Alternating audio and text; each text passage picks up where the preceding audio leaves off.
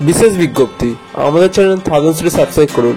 আপনাদের ভালোবাসা ও সহযোগিতা আমাদের একান্ত কাম্য। ধন্যবাদ। বন্ধুরা, আপনাদের সবাইকে হাসির রাজা, ব্যাঙের রাজা, দুষ্টু রাজা গোপালপুরের গল্পের দুনিয়ায় স্বাগত। আজকে আমাদের গল্পের চ্যানেল উপস্থাপনা হলো আজ ফকির কাল সে রাজা নামক গল্পটি। চলো বন্ধুরা, দেরি না করে আজকের এই গল্পটি শুরু করা যাক। আজ ফকির কাল রাজা। একদিন কৃষ্ণনগর রাজসভায় বেশ তর্ক বিতর্ক হচ্ছে। ঈশ্বর কি করেন? অনেকেই বলছে তিনি কিছুই করেন না, খান দান ঘুমান। কেবল গোপাল চুপ করে আছে। তা দেখে রাজা বললেন, তুমি কিছুই বলছো না যে গোপাল, তোমার মত কি? ঈশ্বর কি করেন? তোমাকে এর উত্তর এখনই দিতে হবে।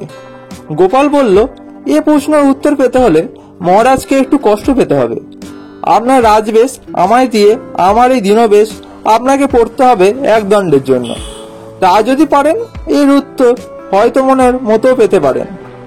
মহারাজ এই অদ্ভুত কথা শুনে অবাক হয়ে গেলেন বটে, কিন্তু তখনই রাজি হয়ে বেশ পরিবর্তন করলেন গোপালের সঙ্গে। কারণ তার স্থির বিশ্বাস ছিল অকারণে গোপাল কোনো কথা বলে না বা কোনো কাজ করে না।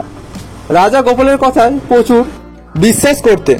তিনি তখনই রাজপোশাক গোপালকে দিয়ে রাজপোশাক পরে গোপাল গিয়ে বসল রাজার সিংহাসনে। আর রাজা এসে আসন গ্রহণ করলেন সিংহাসনের সামনে সভাসদগণের মধ্যে। তখনই রাজসানে রাজবেশধারী গোপাল গম্ভীর হয়ে বলল, ঈশ্বর কি করেন? ঈশ্বর কি করেন তা কেউ ভেবে ঠিক করতে পারেননি। এখন হাতে কলমে দেখুন ঈশ্বর কি করেন। ঈশ্বর প্রতিনিয়ত এইভাবে রাজাকে ফকির করে আর ফকিরকে রাজা করছেন। মানুষের কর্মফল অনুযায়ী পুরস্কার আর তিরস্কার দেওয়াই হলো ঈশ্বরের কাজ। ঈশ্বর দিনের পর রাত আর রাতের পর দিন করছেন জগতের কল্যাণের জন্য।